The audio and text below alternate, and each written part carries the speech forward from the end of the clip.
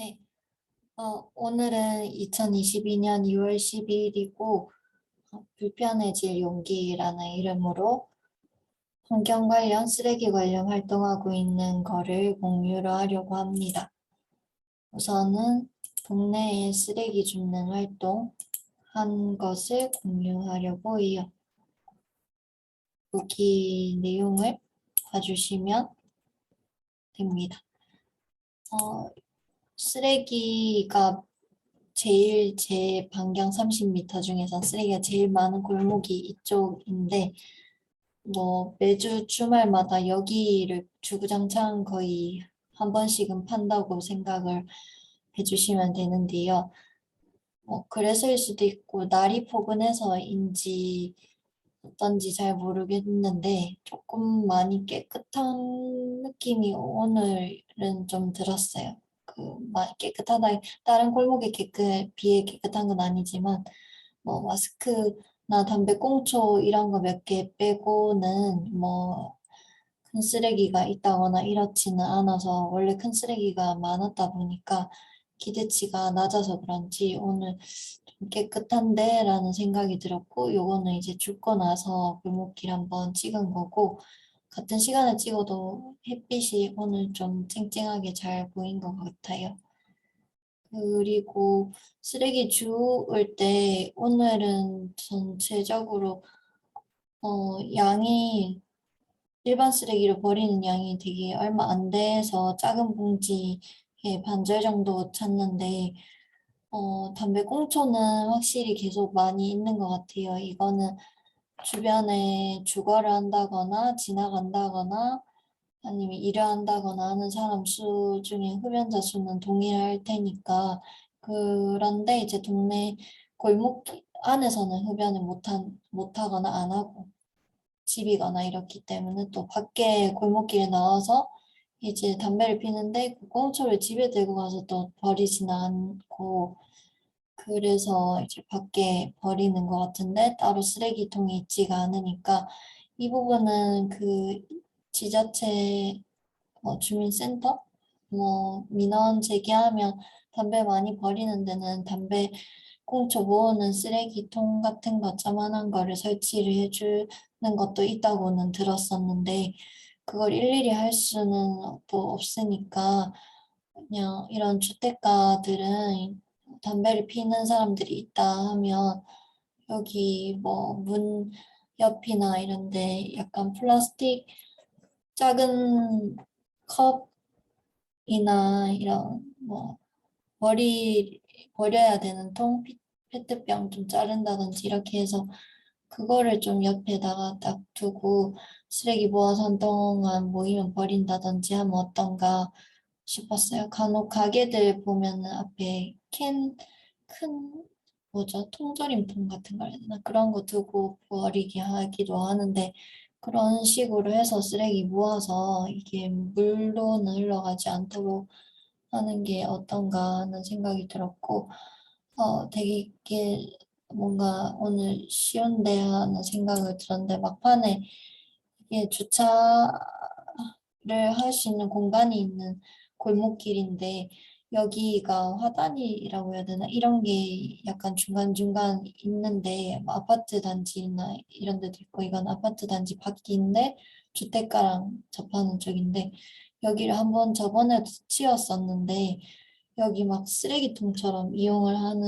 하면서 막 버려놓고 하길래, 한 번 치우고 또 한 번 치우고 한 번에도 다 못 치웠어요. 뭔가 엄두가 안 나가지고 흙이 얼어 있다거나 이래서 박힌 건 아예 빼지도 못했고, 이걸 어느 정도 거의 다 뺐었는데 오늘 가니까 또 버렸더라고요. 그래서 이런 거를 다른 사람이 주워서 또 씻어버리고 하면 기분이 별로잖아요. 그래서 이거 자기 집에 가서 버려도 충분히 괜찮은 쓰레기 같은데 왜 여기 버릴지 저는 잘 모르겠는데, 이런 거 화단 같은 형태가 이렇게 하는 경우가 좀 많이 있는 것 같아요. 그래서 여기를 아예 덮어버리던가 아니면은 좀 식물을 진짜 잘 가꾸던가 아니면 아예 이것 자체를 없애던가 하는 생각이 들었습니다.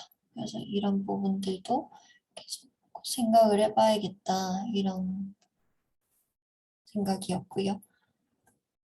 그리고 오늘 이번 주 오늘 내일 해서 요 책을 읽고 이제 다른 것도 해보려고 하는데 평일에도 한번 읽었다가 오늘 조금 더 읽고 했는데 몇 가지 이제 세부 쓰레기에 대한 이야기를 했었어요. 그래서 플라스틱 부분, 그 다음에 종이 부분이 있고 그 뒤에 뭐 유리 이런 식으로 쭉쭉 나가거든요. 그래서 제가 저번에 플라스틱 앞부분 아마 했지 싶은데 그 뒷부분 중에 다는 못하고 왜냐면 되게 필요한 내용들이 많은데 딱 하나 꼭 이렇게 막 요약한 거나 이런 건 아니고 다 하나하나 경우들에 대해서 이야기를 한 거라서 보면은 이거 했는지 기억이 안 나는데 스티로폼은 색깔이 있으면 지금은 재활용이 조건이 안 된대요. 왜냐면은 그 색깔별로 모으기가 너무 어렵고 백색, 하얀색에 섞이면 이 스티로폼의 그 값어치 재생 그 등급이 낮아진대요. A 등급에서 B 등급으로 낮아져서 아예 하얀 스티로폼만 재활용을 하고 색깔 있는 것들끼리면 되는데 그렇게 모으기가 안 되기 때문에 요 저자는 색깔이 있는 스티로폼을 아예 처음부터 만들지 않으면 좋다. 거기에 대해서는 이쁘니까 막 만들고 하긴 할 거니까 그러면 또 소비가 되고 그래서 생산을 아예 금지하는 뭔가 조치가 필요하다라는 얘기를 했고 어, 컵라면 용기는 막 국물 자국 남는데 이거 햇빛 받으면 분해돼서 깨끗해진대요. 나중에 해봐야 되는데 컵라면 안 먹어가지고 먹으면 더 좋죠. 그리고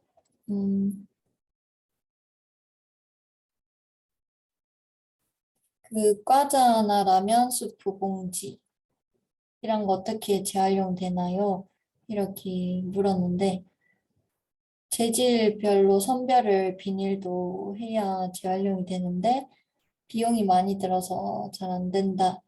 그래서 폐기물 고형 연료라고 해가지고 태워서 이제 에너지로 쓰는 거고 그 70% 비닐 분리 배출되는 이건 일반 쓰레기 섞인 거 빼고 분리 배출되는 비닐의 70%는 이렇게 이용이 된다고 하고 그다음에 플라스틱 재활용 제품을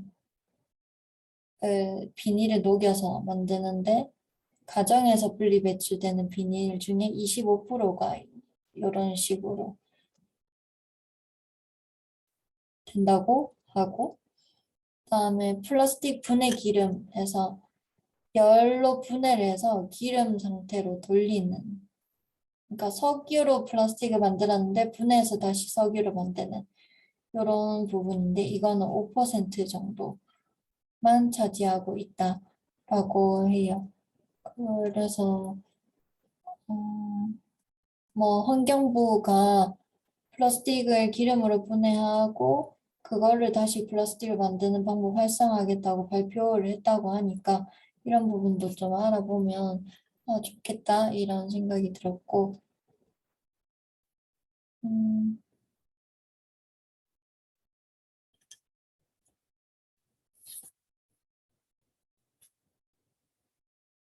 화장품 용기에 대해서는 화장품 용기는 생산자 책임 재활용 제도에서 분리배출 표시가 있으면 분리배출을 하라고 하는데 그 모양도 다 다르고 종류도 다양하니까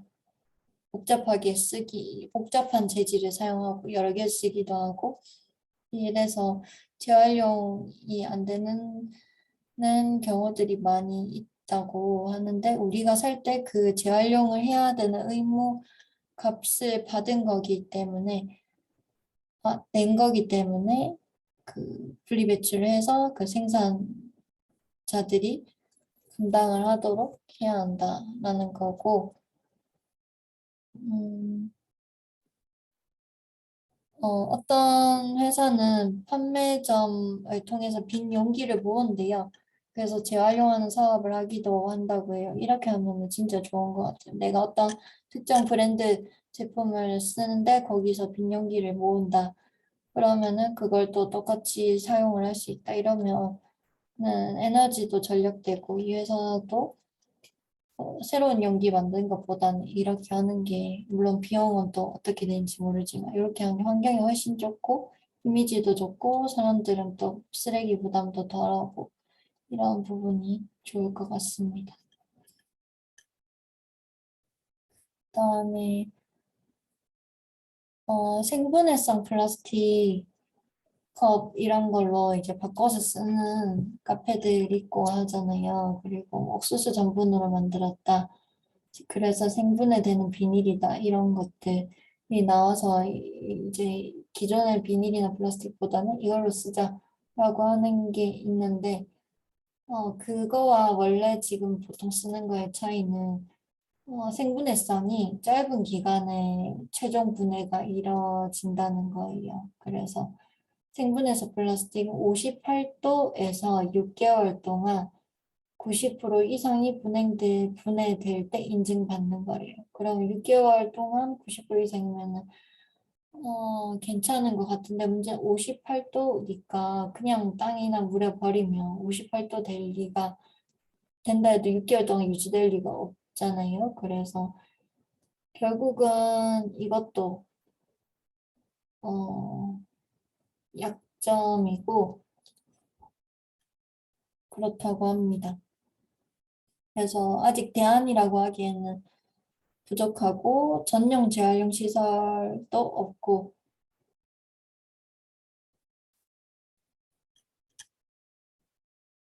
그렇다고 해요.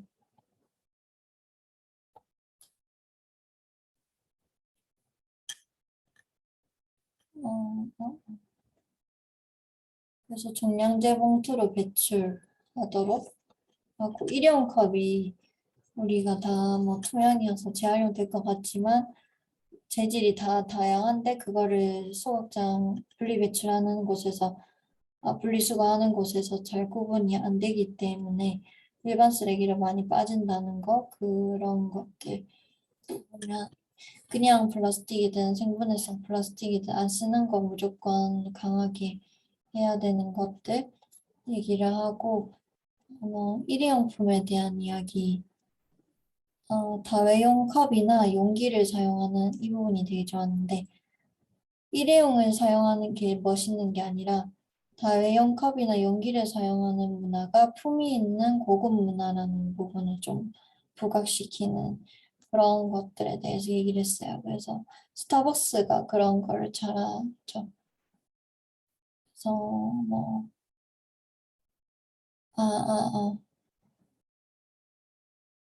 아니요. 책에서는 거꾸로 얘기해서 스타벅스가 지금 텀블러 활동도 하긴 하지만 그 예전에 일회용 컵을 홍보를 할 때 서울 여대생이 일회용 컵에 커피 마시는 장면, 이렇게 약간 세련된 문화로 포장한 거, 이제 잘못된 예로 보여줬고, 그걸 이제 역으로 이제 텀블러를 사용하는 것이 좀 더 트렌드하게 하는 것도 중요하다, 문화적으로. 고,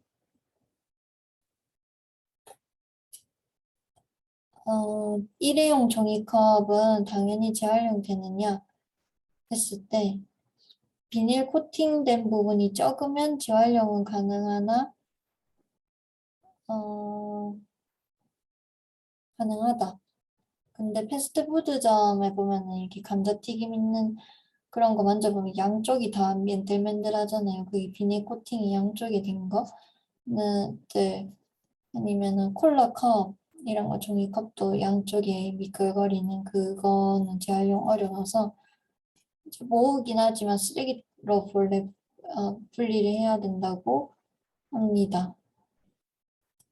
그냥 종이컵은 100% 천연 펄프 이용하기 때문에 따로 모아서 고급 종이 제품으로 분리하는 게 좋다라고 하고, 일회용 컵 보증금 제도 시행하는 거 올해 2022년 6월에 시행된대요. 그게 2020년 6월에 통과가 됐었거든요. 그래서 이거 시행되는 부분 조금 준비할 필요가 있고, 어떻게 되냐면 텀블러 사용을 촉진하기 위함인데 일회용 컵을 쓰면 보증금 100원이 붙는 거예요. 그리고 빈 컵을 가져오면 100원을 돌려받는 그런 것들이라고 합니다. 근데 딱 100원으로 되는 건지는 모르겠는데 우리나라가 어쨌든 6월에 한번 보도록 하고요. 이제 독일 같은 경우는 이제 길에 또 버려져 있는 것도 줍고 자기 것도 모아놨다가 이제 가져와서 돈을 받아가지고 그 금액이 세기 때문에 그 장례식장에 일회용 비닐, 일회용 접시 엄청 많이 쓰잖아요. 그래서 그거를 이제 안 쓰는 사례 얘기했는데 제주도 얘기를 했어요. 뭐 완전 좋은 것 같은데 어쨌든 제주도에서는 약간 일회용 용기로 대접하면 예의가 아니라는 인식이 원래 좀 강했어가지고 정착이 원래 잘 안 됐었나 봐요. 그래서 그런 부분도 있지만 어쨌든 제주도 내에 있는 장례식장들과 제주도 자체와 일회용품을 아예 쓰지 않는 친환경 장례식장으로 통일을 시켰대요. 2016년에. 그래서 어, 그렇다고 합니다. 근데 우리나라 장례식장은 대부분은 뭐 씻는 시설이나 조리 시설이 따로 없는 거예요. 그래서 거의 없기도 하고 상주가 일회용이나 다회용기 중에서 다회용기를 선택할 수 있도록 이제 다회용기로 올 전환하면은 바로 사람들이 반발이 있을 수도 있고 장례식을 진행하는 사람들도 마찬가지고 시설적인 부분도 여러 가지 이의를 제기할 수도 있으니까 문제점도 그렇고 그래서 반발이 조금은 최소화하는 방안에서 이제 일단은 일회용과 자회용 선택하도록 그 다음에 다시 다회용 경쟁력을 높여서 이게 더 좋구나 하는 생각을 해서 하게 해서 이제 일회용을 완전히 없애는 방향을 저자는 제안을 하고 있어요. 이거 좋은 부분인 것 같고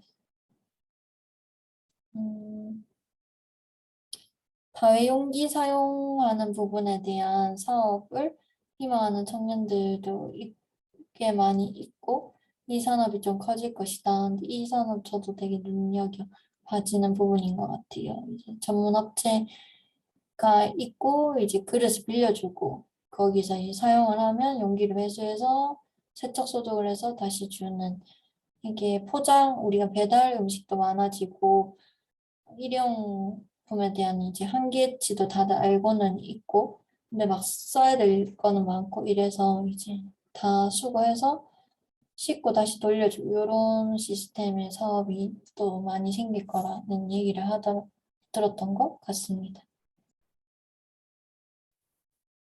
음,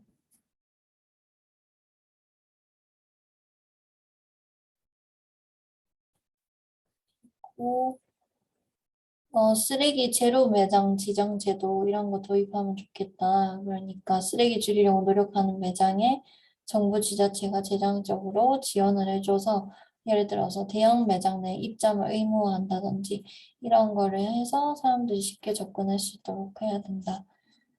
아무래도 딱 약간 아기가 맞아서 더 활성화돼야 딱 자리가 잡는 부분이 있어서 그런 것 같고 그다음에 종이류에 대해서는 폐지에 대한 부분인데 중국이 우리나라 쓰레기 수입을 이제 거부했었던 사건이 있었잖아요. 그거를 이제 앞에서 얘기했던 것 같은데, 그래서 2018년 이후로 폐비닐, 플라스틱이라든지 이런 돈이 좀 덜 들 수 있는, 우리가 깨끗하게 수거, 분리 배출이 안 되기 때문에 이런 부분들은 외국에서 안 받아 언제든지 중단할 수 있는 상황이 있고, 2020년 상반기에는 폐지 수거 중단하는 것도 얘기가 나왔어요. 왜냐면 미국에서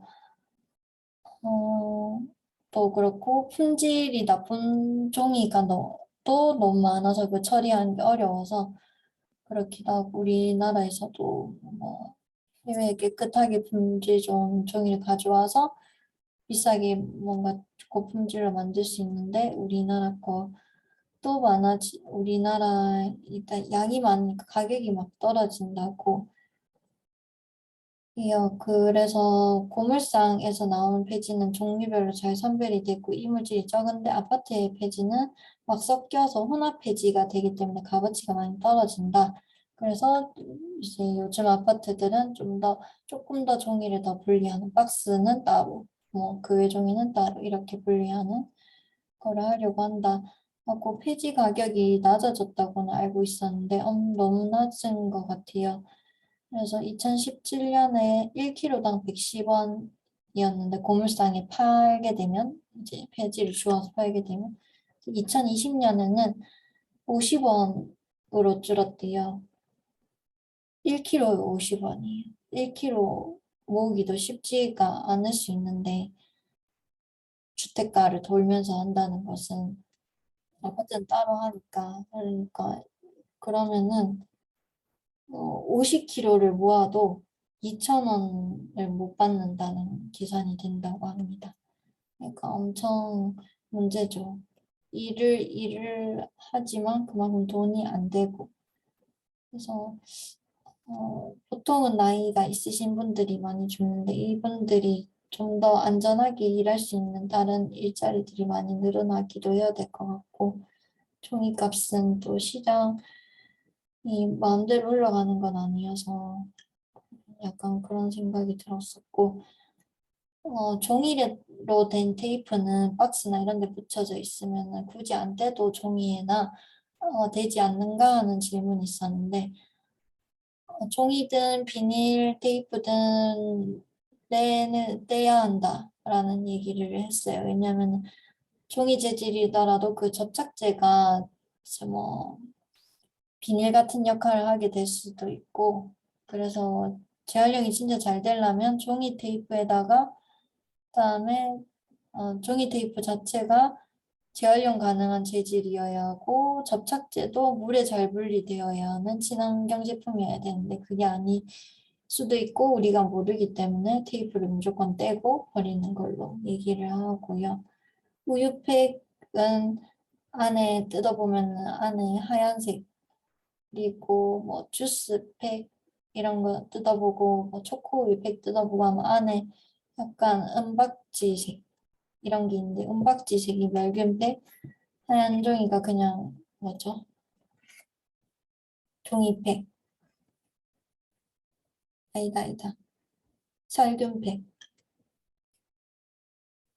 그러니까 우유팩처럼 그냥 비닐로만 코팅된 거 살균팩. 그리고 안쪽에 은박지가 붙어 있는 게 멸균팩. 근데 이 두 개 종류를 따로, 종이랑은 따로 버려야 한대요.